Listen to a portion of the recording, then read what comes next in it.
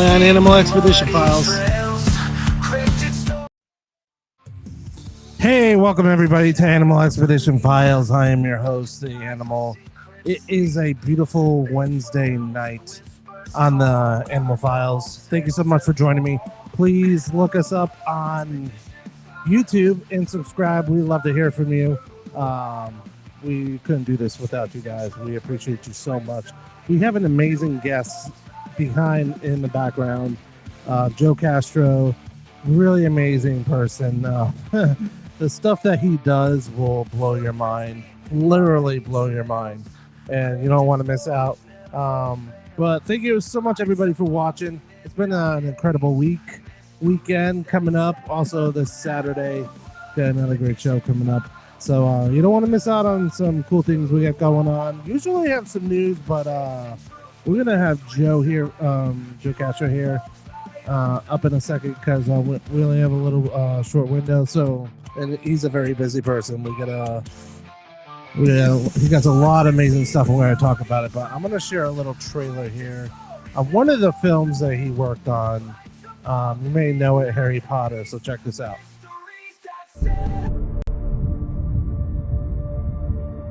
Harry, be safe. Be strong.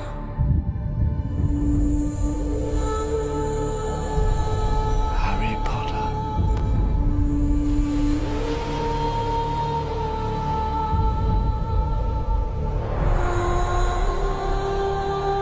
Now, join me and confront your fate. You've kept him alive so that he can die at the proper moment. Bring him to me. Let's find out where he is. If we find him, we can end this. I say we jump now! Hogwarts is threatened. Man the boundaries, protect us. I have to go back, haven't I? It's a suicide mission. The boy who lived, come to die.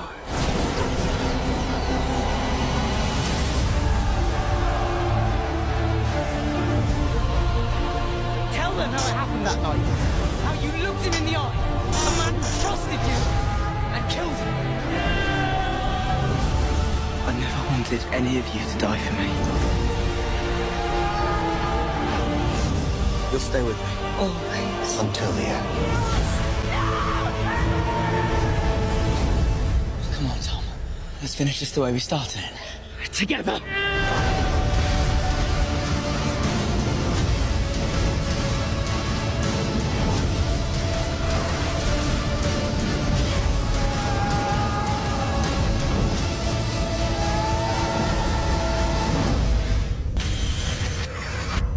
Only I can live forever.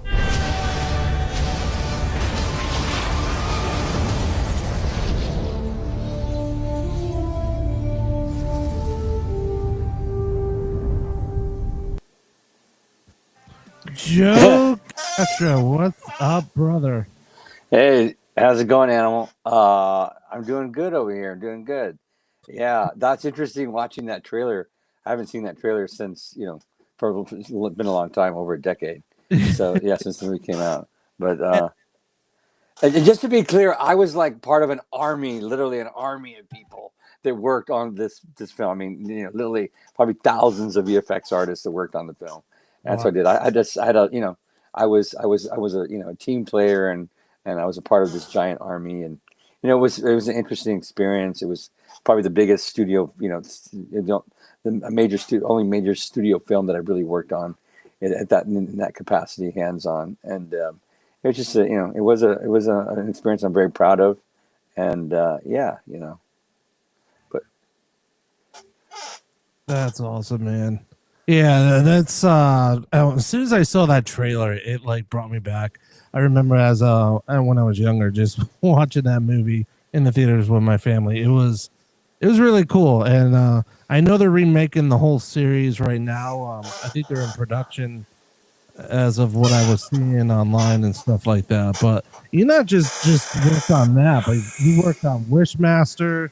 Wishmaster 4, Demons 3, Roseanne, Ed Kemper, a whole bunch of Power Rangers, and many more stuff. It's that's all, and the list keeps going on. Like, and it keeps growing. Like the way you're saying how busy you are, like more and more movies are coming out every single time. So I know you're a very busy person. That it's a real honor to have you on my show. Thank you so much. Well, it's an honor to be here, and I just want to take a moment to thank you and podcasters and people like yourself that bring the artist to find the audience, and Yeah. what you do is a really important part of our field and our genre.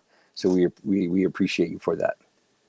Thank you so much, bro. Tell me a little bit about yourself before we get into the movies, because I got a couple other clips you sent me here. Yeah. Tell me a little bit like your passion, how you got into this amazing, because like the videos I've seen were like, holy crap, like it brought me back to like the 80s, like because I'm a big 80s horror fan. Michael Myers, The Blob, just all like classic bloody movies. Like, how did you get into that?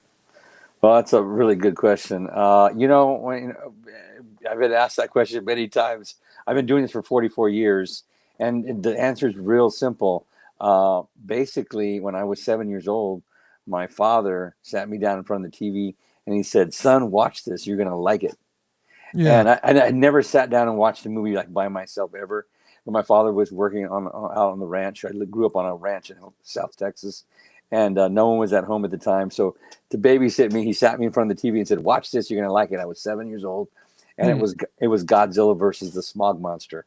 Wow. And when I saw it, I watched it by myself. It was like, that's all. I was like, how do I escaped from my worries and my troubles as a 7-year-old in South Texas in the 70s. I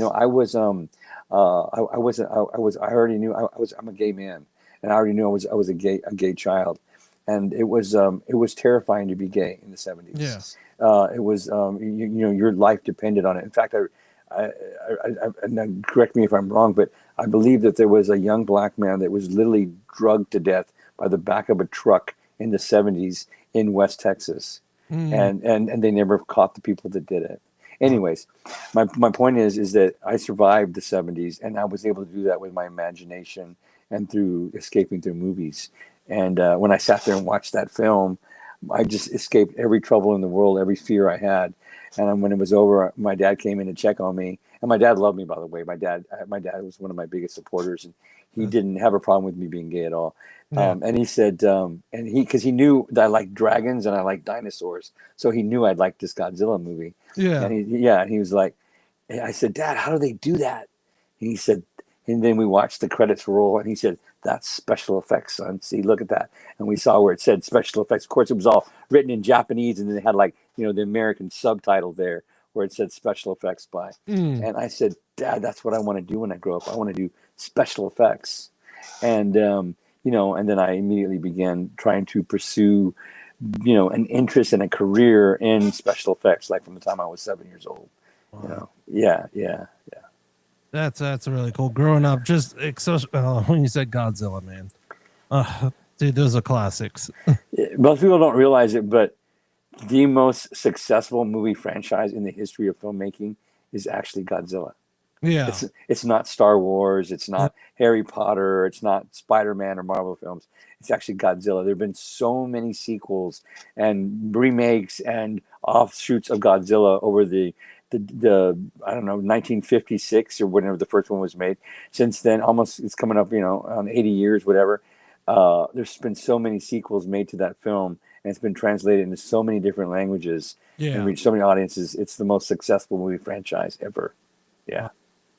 Tell me a little bit about because I know you were on a show too that got you into where you are today. I can't remember the name of it. I saw a little video of it. Is like the makeup artist or the trying to think of the name of it. I can't remember. You were a lot younger in the video. What was the show about? It was about FX and movie makeup and all that.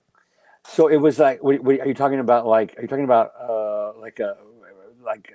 the reality competition show Face Off? Yeah, yeah, Face Off. Okay, yeah. No, well, I mean, I've worked on films long before that. I've been doing this for almost 44 years. Yeah. What did you want to know about that show? Tell us a little bit about what got you onto that show, especially when you had the your passion before that. But what made you go on to that to be able to do everything?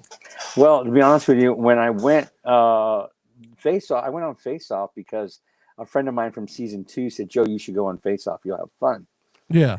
At the time, I didn't know that my friend was actually setting me up to become basically a victim of the show's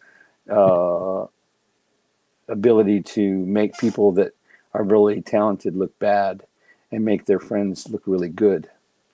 And my friend was doing it with an ill intent to try to destroy my career. Oh. Yeah. So when I went on the show, it was season 3, and the first episode when I was on, what they do is the producers sequester you in a hotel room for 2 days alone before the competition begins, and you're not able to leave the hotel room. They take you to like a Target, and they make you buy enough food to stay in the hotel room for 2 days and not leave the hotel room. And then 5 minutes before the competition begins, they walk into your room and they ask you to sign 10 contracts. And they force you to sign them, like literally, and one of them is a 21-page contract. So they say, and the contracts say things like, we own the rights to the book titled Joe Castro. We own the rights to the movie titled Joe Castro. We own the rights to the music titled. So they want to basically own your name and likeness for a certain period of time. And, the whole thing was a setup to basically, it's for profit, but ultimately to make the people that they want to look good, and the people that they want to use as pawns to make their friends look good, look bad. And that's why I was brought on the show. And I was kind of tricked to get on the show. So right before I went to go on the show, when I was walking out the door of my house, I said, I don't really need to go on this show. I don't really need to. And someone, I'm not going to say their name, convinced me, no, Joe, you need to go because you'll never know unless you go, is what they said. Yeah. But I kind of already had the idea that the whole thing was rigged. Yeah. And it's not a real competition. That was what I found out. In the first episode, I found out that the winners of the show had already been chosen for that season. Oh, wow. Yeah, and they had already picked 2 girls. I forget their name. I know one of them's name was Laura, and the Laura Taylor, I think, was the girl who was supposed to win. And so I knew who the winner was going to be because they were like separating them from the rest of the group of people, and they were kind of grooming them to be the winners. And so I walked off the first episode of the show because I knew it was fake. I mean, would you want to be a part of a competition on TV that you knew was rigged? No. Exactly. Yeah. So I literally I literally left the studio, and they chased me on the streets of Sylmar, California, in the middle of the night with 4 production vehicles, 4.5 miles from the studio, before police intervened and stopped them from chasing me. Wow. Yeah. And they were filming me the whole time. But basically, bottom line, they couldn't use any footage of me once I had left the studio. And they I don't know if you ever go back and watch the season, the opening of the show normally has like each contestant and maybe some of their previous work. They weren't allowed to use anything of mine, any of my work in advance. And like as far as like making people look bad and making people look good on the show, get this. Have you ever taken a picture of yourself in bad light? Yeah. And you don't want anybody to see it? No, it looks horrible. Okay. I don't even want to see it. Have you ever taken a picture of yourself in good light? Yeah. Okay. That's what the producers of that show do. They take your work and they show it in bad light if they want you to look bad. And if they want somebody to look good, they show it in good light. Yeah. See? And it was sad because that show in particular, Face Off, when it started in, I want to say 2010, literally destroyed the foundation of the brotherhood of special effects artists in the entire industry. It pitted everybody against each other. Yeah. And special effects artists are literally no longer friends with each other because of that show. And but I don't want to leave it on I don't want to leave it on a downer note. I'll end it with this. The show became my was my worst professional experience ever, and now has become the most important professional experience to me ever, because I was finally able, after 30 years, to get rid of all the people in my life that were hanging out, who wished ill on me, that didn't want me to succeed, and it made me take a hard look at myself to, basically transform myself into the man I am today. Wow. Yeah. That is awesome. Yeah. That's definitely a huge transformation, especially going through all that, through that crap. That's the one thing about, like, I hear all the time from Hollywood and stuff. You never, like, I hear so many stories what people go through and what it does to their life and how it changes them. Absolutely. Yeah. Other than that, like, I want to show a little video here that you sent, because, like, it creeped the shit out of me once I saw this video. I want to talk a little bit about it, because I get excited when I like the effects and masks. It was let's check this out and you'll see for yourself.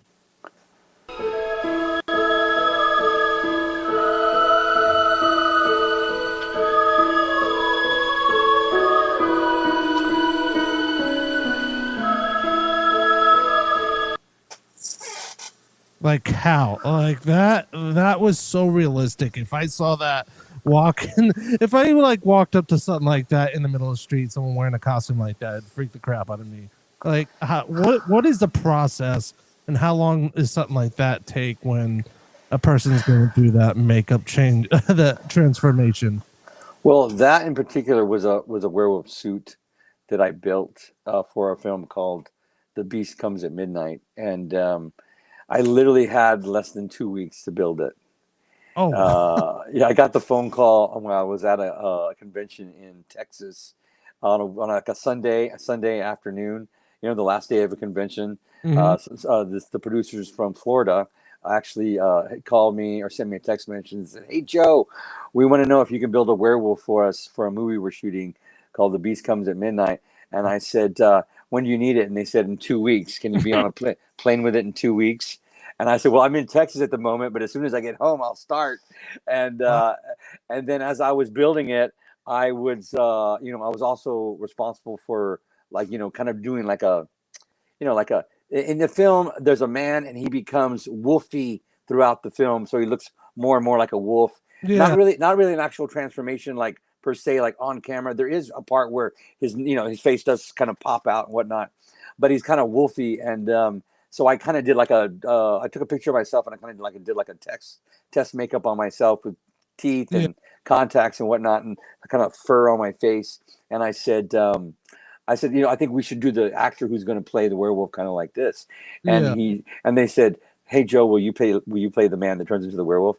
And I said, "Sure, I'll do it." So I got a chance to be the man before the wolf, and that's that particular shot right there. That's not me in the suit, but I got to be in the suit as well, which is kind of it's kind of like a bucket list moment, right? You get to play the werewolf, get to make the werewolf, and and get to be in this amazing movie.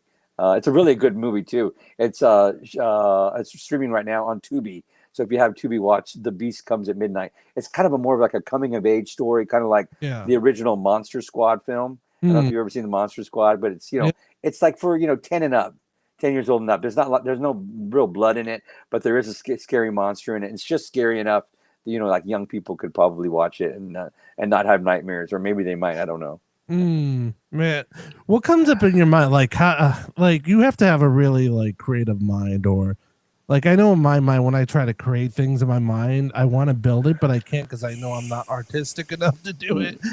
Even when I try to draw something, that's why I get my wife to do it for me, because she's the artist. But like, how does this process of your mind, like, form something, like, so cool and so imaginative, where it's like to bring it to life? Huh, that's a great question. Well, I'm like from that really old school, like 70s and 80s, where, like, every horror movie was kind of like a spin-off of something a little supernatural, and then there was also something truly original about every movie you saw. At least that was what, like, the real, the real foundation of making a movie was all about. That's why it was so important to keep your movie secret until it was released, so that way people wouldn't have copied it or kind of like exposed what kind of special thing was in the film. And so I still try to do that to this day, and I'll go and I'll Google stuff like in Mother Nature, actual nature photos of things that are similar to what I want to make, or that have art, that are out there in the world. And I mean, if you can think of it, it has actually happened. Like nothing in this world is better than Mother Nature, So I will go and find beasts and stuff like that. If you Google it, you'll find some really crazy looking animals out there. And I kind of like to get inspired from that. That's awesome. It just, man, that's really cool. We got another video I want to show you here real quick. Another one. Check it out.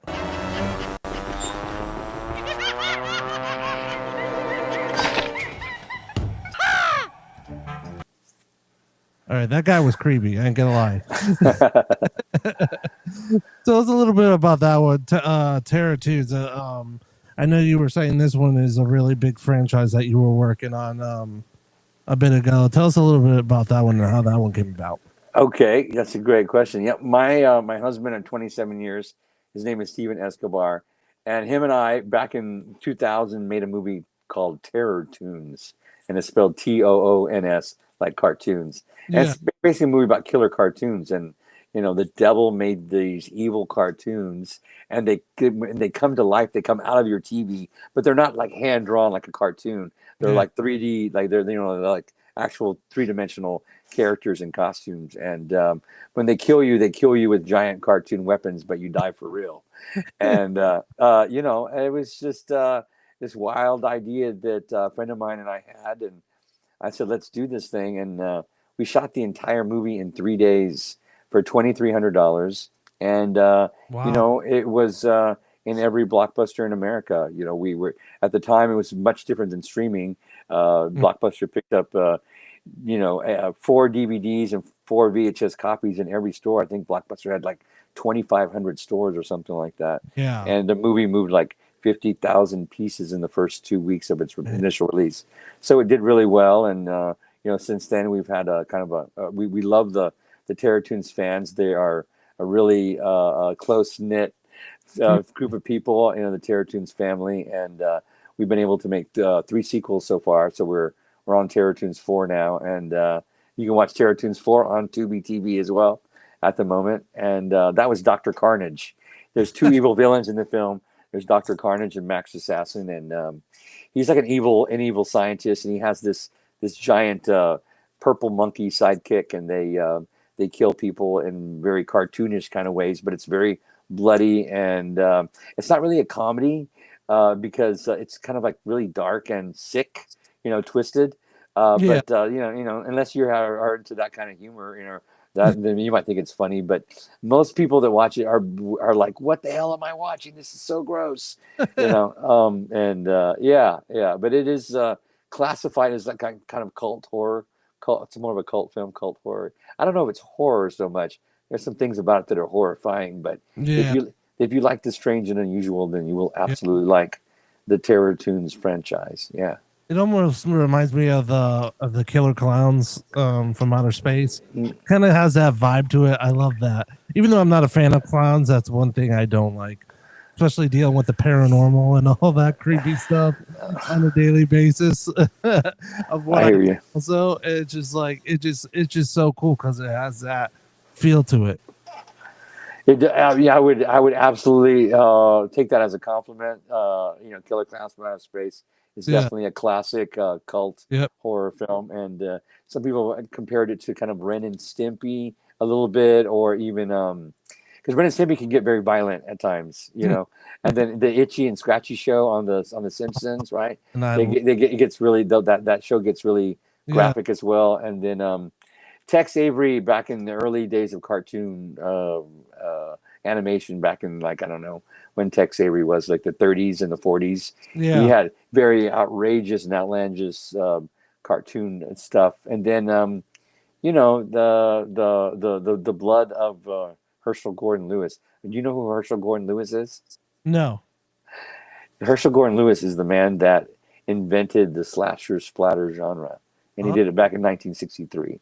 And he made a movie called Blood Feast, and it was the first film to exploit blood in motion picture cinema. Before then, it was against the law. It was considered pornographic to exploit blood, like titties and blood on camera, nudity, this sort of thing, like a prolonged graphic death and killing in a movie is considered pornographic before 1963. Well, it was still considered pornographic in 1963, and he made a film, and Hollywood shunned him for doing it. It was called Blood Feast, and it was the first film to incorporate a deranged killer stalking innocent victims one by one, killing them on camera in a bloody on-screen horrific death, and then at the end of the movie, the killer dies at the hands of the hero or heroine of the movie in an even more horrific on-screen death. Does that storyline sound familiar to you? A little bit. That's the storyline of every slasher movie ever made. Yeah. And that came from Herschel's movie Blood Feast. Wow. Anyway, yeah, so Herschel's a big fan of Terror Toons. He actually died in 2016, but he's actually the star of Terror Toons 3, and he loved the first two Terror Toons. So it kind of has a little homage to what Herschel did in all the films. Yeah. That's crazy. One question, talk about horror blood. There's one question I had forever, because I know that the blood that they used back in the day was different. Is it different than what they used now? It was like corn syrup or something. I can't remember what it was. It was some kind of stuff some food stuff that they used, but it was like black and white back in the day. Yeah, there's been all kinds of blood formulas throughout the years. And people still use corn syrup today, and maple syrup, and there's all kinds of different formulas. Sometimes you put dishwashing liquid into the blood if you want it to stick to glass and it won't beat up, and there's all kinds of different ways of doing it. But Herschel had his own blood formula, and most people don't realize this, but I am the caretaker of that original blood formula. He gave me his formula before he died and passed on for Blood Feast. And sometimes I'll mix up a batch of it and take it to a movie set and use it. It still serves its purpose today on movie sets, but I have yet to divulge what this formula is. It doesn't get very messy when you use it a lot, like this blood that you use. It can be very messy. Yes. Absolutely. Yeah, I mean, honestly, I ain't gonna lie, but that'd probably be pretty fun to play with, like just fake blood, just throwing it on yourself. It can be until it starts to stain your skin, ruin clothes, seep into porous floors and grout and cement and this sort of thing, and begin staining things. Some of the blood, will stain your hair if you have light blonde or light colored hair, and if you have very fair skin, it'll turn your skin red. If it has a lot of food coloring in it, and this sort of thing. But yeah. Well, Mary had a question for you about Harry Potter. Okay. What did you create in the Harry Potter movies? Well, I worked at a place in Santa Monica that did the 2D to 3D conversion for the film, and we would take each shot from the film that was 2D and isolate each character from the shot, so that way a background could be built behind the character, so it could be showed in a 3D aspect. So that way, if you went this way with your glasses or this way with your glasses, you could see slightly behind the character, because the movie was shot 2D, and they wanted to release it in 3D. Wow. And so it was a very painstaking process. It was, there were 50 of us in one room, and there were at least 3 rooms in that studio, and we weren't the only studio doing this process. I'm not sure how many other studios were hired to do the 2D to 3D conversion, but there were, like I said, 50 of us in one room, and we would all take a 15-minute break simultaneously. So 50 people would go out and take a cigarette smoke break, and then we'd come back in, and you see another 50 people from another room come out, take a break, and go back in, and everybody had 15 minutes at different times, so there was probably at least four teams in one area, but about every hour we would take a 15-minute break or something like that. Wow! Because you're just there staring at the screen doing. I was doing what basically was rotoscoping, which nowadays they have a tool called a roto brush that is much more sophisticated using AI would make our job so much easier. Yeah. But when I was working on that, was 2012, I want to say 2011, 2012. It was very painstaking, hands-on, very time-consuming, and yeah. So that's what I worked on. Yeah. Man, that must have been a lot of work too, especially the scene, just everybody going out and in, out and in. It was probably like very tedious, like very hard work. It was. It's a very at the time it was a beautiful experience. It ended shortly. I was only on the film for 10 days, but it was at the time it was a very interesting experience. When I look back, I'm very grateful to have been able to be a part of it, and even in some small way. But today, like I said, the technology has improved so greatly. They would never do that today. No, especially the new one that they're doing now. It's probably way different technology that they're doing. Which speaking about technology, like I was just watching the show, the new Wednesday show. And they're Tim Burton was using still the original stuff that he used back in the day, like with Beetlejuice and all that stuff, the animation and all that, like beautiful. I miss that. Like I'm actually happy some people are still using the old school ways of making movies, because I feel like the CGI and stuff that happens now in movies, it's not the same. You know what I mean? Absolutely, yeah. Well, there are a lot of purists out there that like practical effects, basically. Yeah. Handmade, hands-on practical effects, which is what I do mostly. That's mostly what I do these days. Yeah.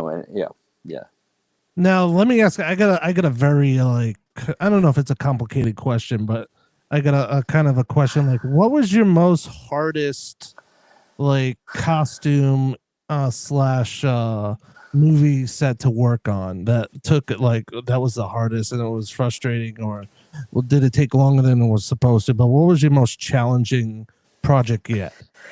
That's a good question. I just want to give a shout out to a couple of the directors I work with.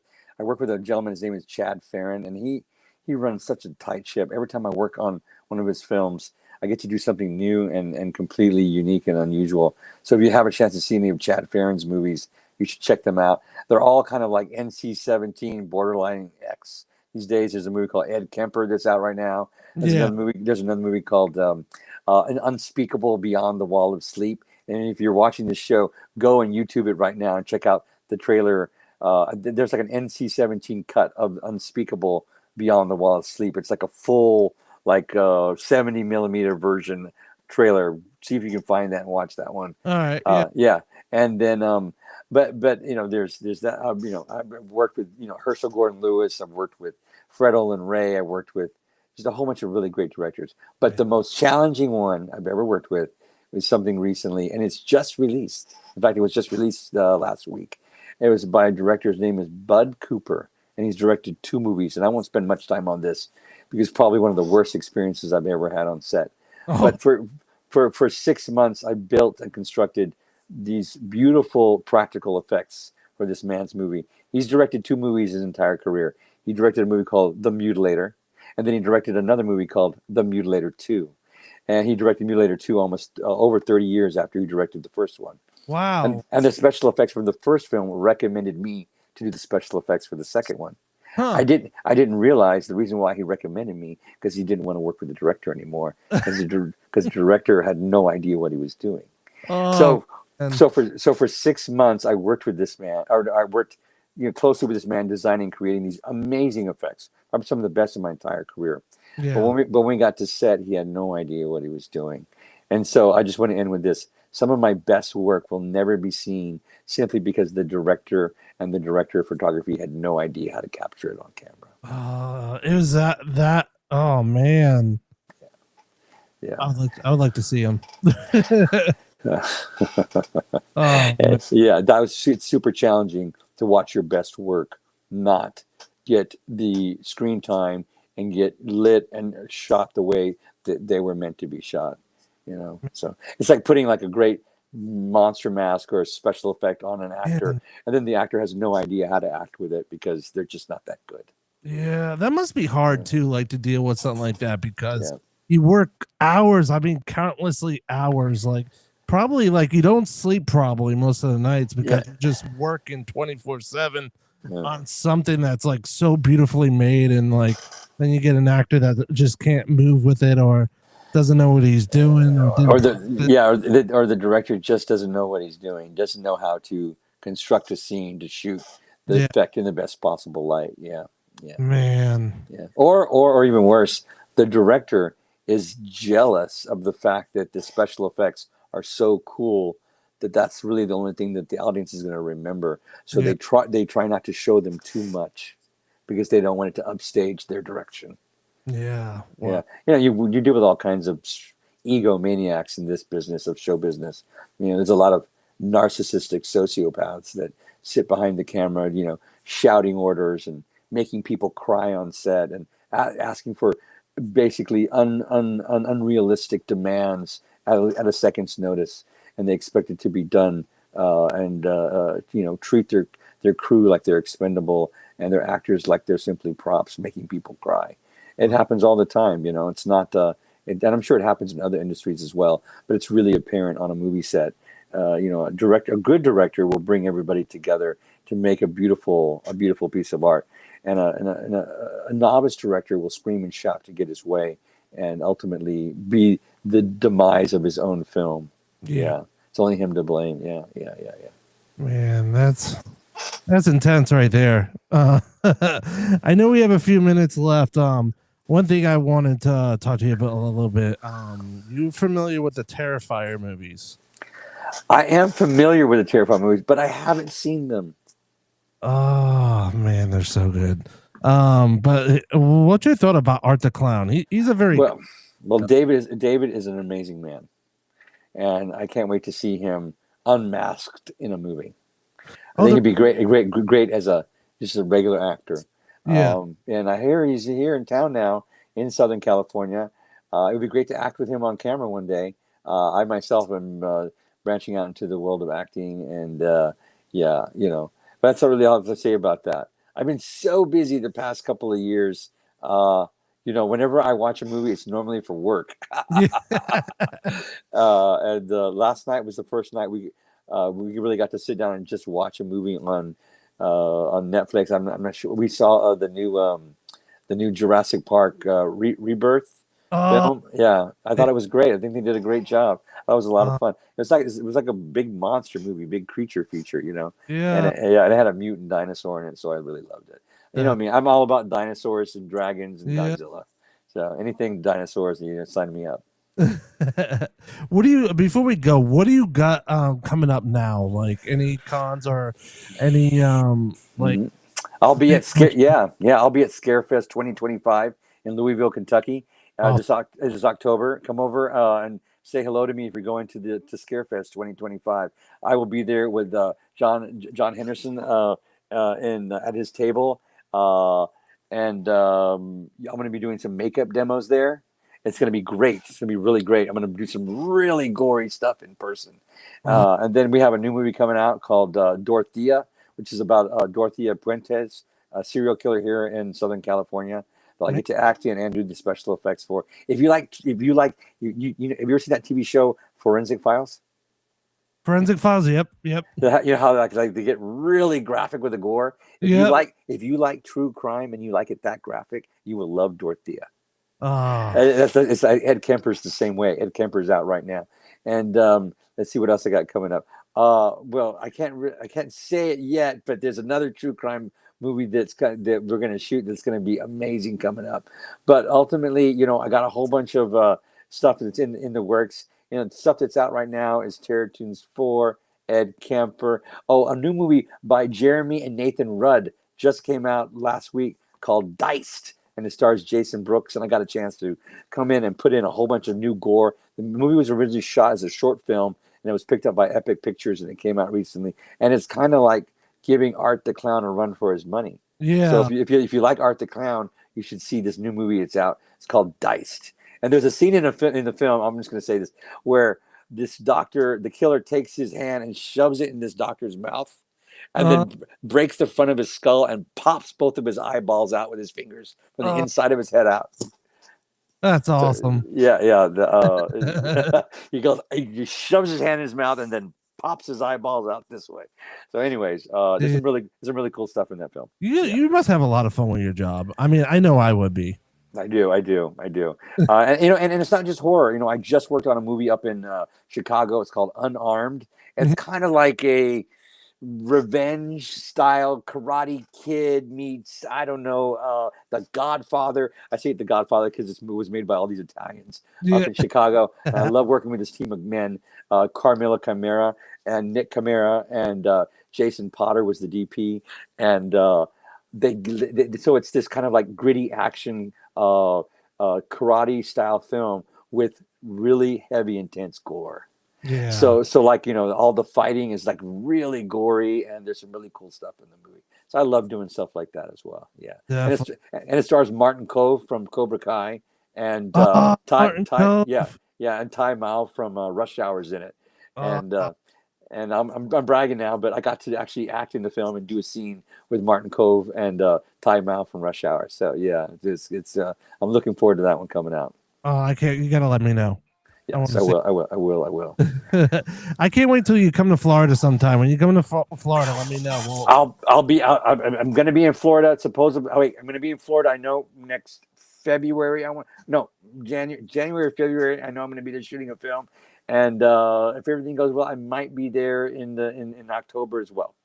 Yeah, for a minute. But I'll definitely reach out to you and let you know. Hey, but if anybody wants to find me online, come and find me at Joe_Castro_director on Instagram, or reach out to me on Facebook. I'm there every day. I know all you young ones don't like Facebook, but if you want to make a movie with me, send me a message and say hello on Facebook. That's the best way to reach me.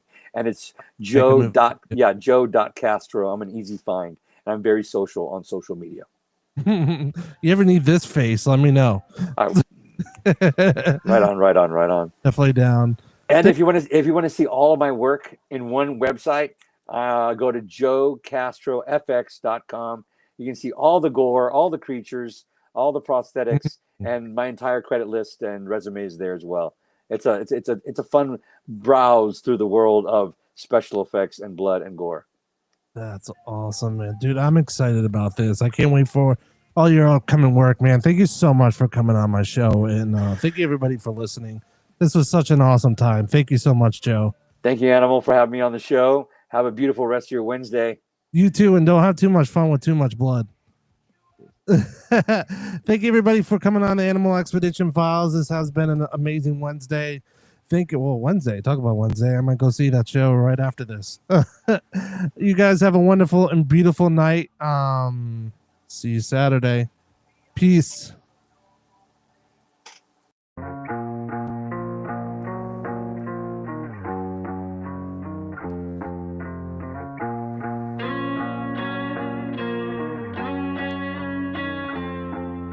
Lights on.